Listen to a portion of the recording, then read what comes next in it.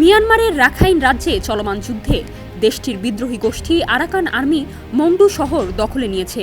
এতে বাংলাদেশ মিয়ানমার সীমান্তের ২৭০ কিলোমিটার পুরোটাই এখন আরাকান আর্মির নিয়ন্ত্রণে বলে সোমবার মিয়ানমারের এক গণমাধ্যমের খবরে বলা হয়েছে।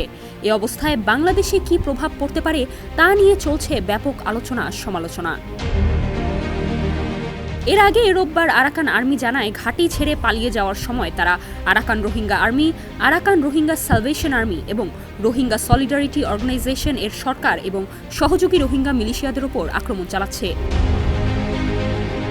এছাড়া নাফ নদীর মিয়ানমার অংশে নৌ চলাচলে নিষেধাজ্ঞা আরোপ করেছে মিয়ানমার, যা বাংলাদেশের নিরাপত্তা পরিস্থিতিকে আরও জটিল করে তুলেছে। বিশেষজ্ঞরা সতর্ক করছেন এই পরিস্থিতি রোহিঙ্গা সংকটকে আরও দীর্ঘায়িত করতে পারে এবং সীমান্তে অনুপ্রবেশের শঙ্কা রয়েছে।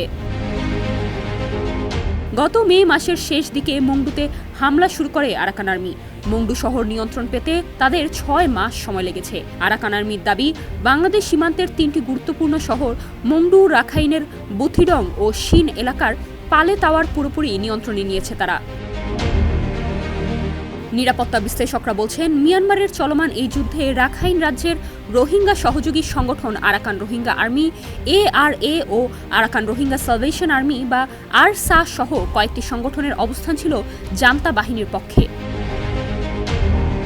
যে কারণে সীমান্তবর্তী আরাকান রাজ্যের নিয়ন্ত্রণ বিদ্রোহী গোষ্ঠী আরাকান আর্মির নিয়ন্ত্রণে যাওয়ার ফলে নতুন করে রোহিঙ্গা অনুপ্রবেশের ও বাংলাদেশ থেকে রোহিঙ্গা প্রত্যাবাসন দীর্ঘায়িত হওয়ার শঙ্কা তৈরি হয়েছে। এমন পরিস্থিতিতে নাফ নদীর বাংলাদেশ অংশেও টহল জোরদার করা হয়েছে। সতর্ক অবস্থানে রাখা হয়েছে কোস্টগার্ড ও বিজিবিকে। সীমান্তে অযাচিত যাতায়াত বন্ধে সব ধরনের ব্যবস্থা নেওয়া হয়েছে। সেজন্য সচেতন করতে মাইকিংও করা হচ্ছে।